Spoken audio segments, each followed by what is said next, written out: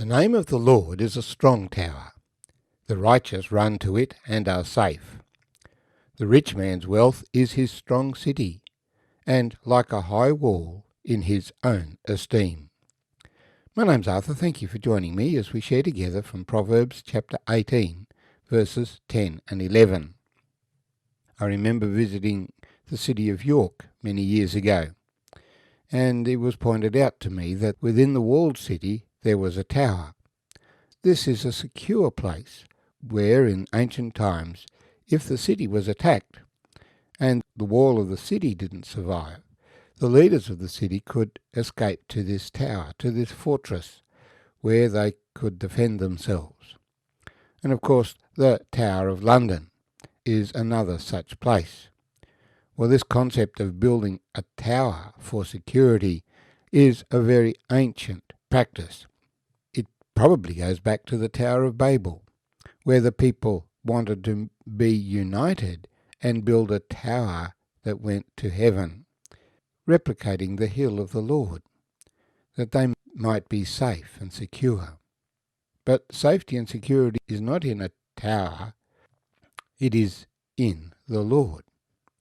And our proverb says, "The name of the Lord is a strong tower, and the righteous run to it and are safe. The rich man's wealth is his strong city, and like a high wall in his own esteem."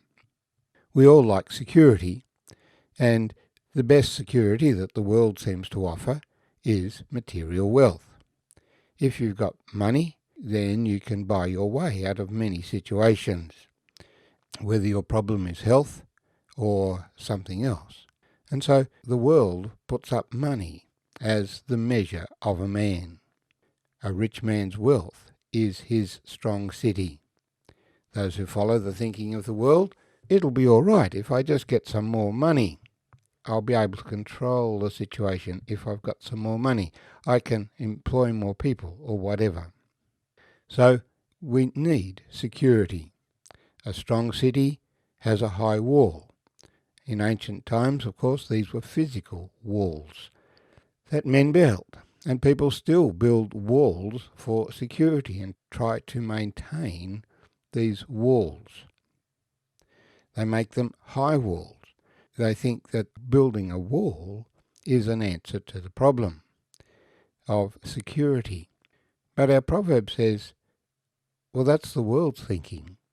But the reality is the name of the Lord is a strong tower. The righteous run to it and are safe. Any wall that men build, whatever its nature, can be breached. Exactly what does this mean? The name of the Lord is not a place.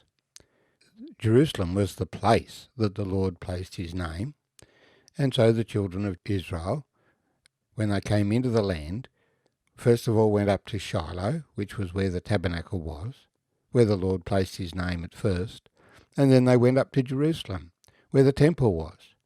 But the Lord has allowed the city to be taken by the Gentiles. The temple has not stood for nearly 2,000 years. And so the name of the Lord is not a place that we can go to. And it is not a thing that we can rely upon. Money is a thing. We're told when bushfires come, we need to have a plan.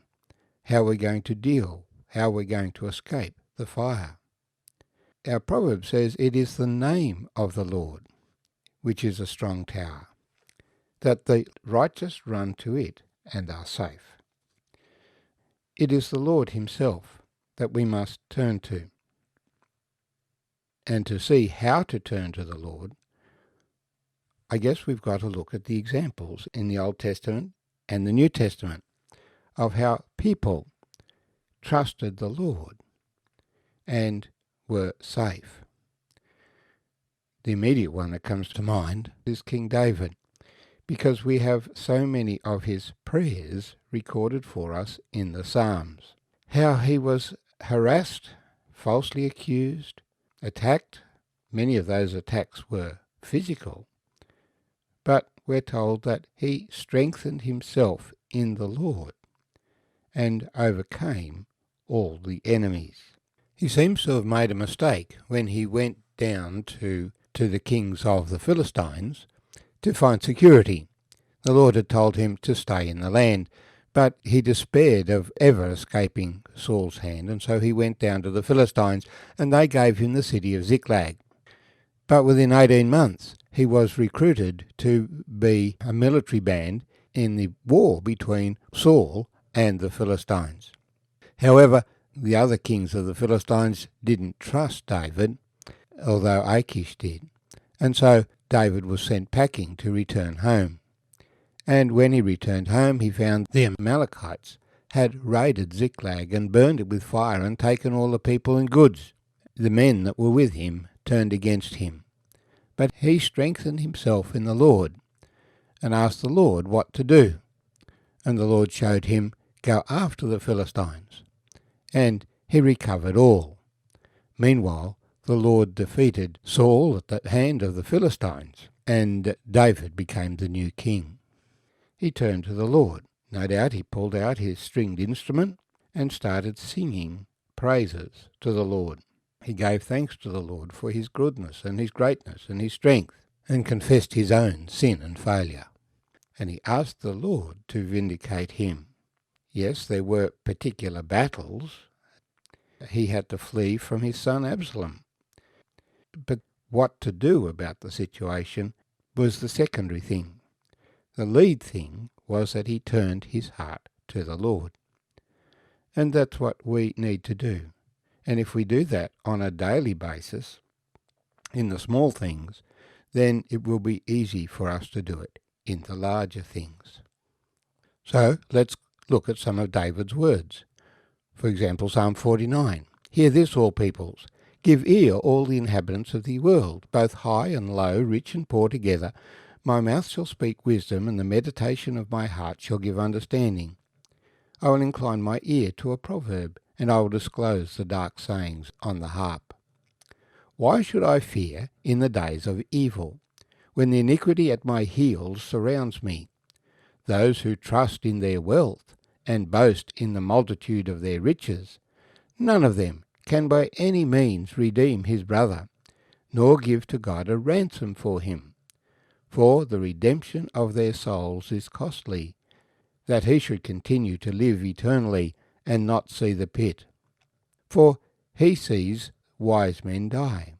Likewise the fool and the senseless person perish. They leave their wealth to others.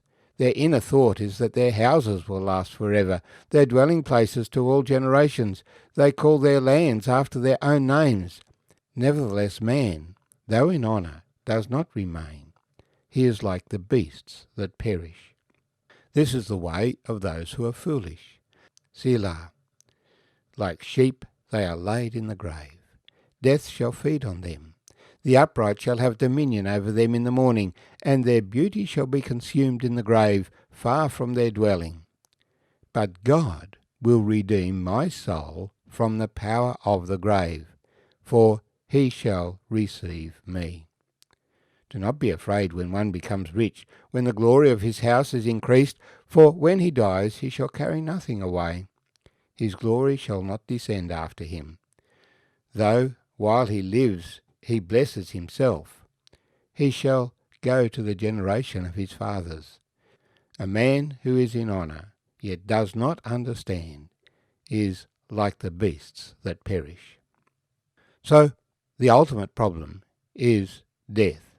There are those who harass the righteous, who trust in their own wealth, and mock those who trust in God.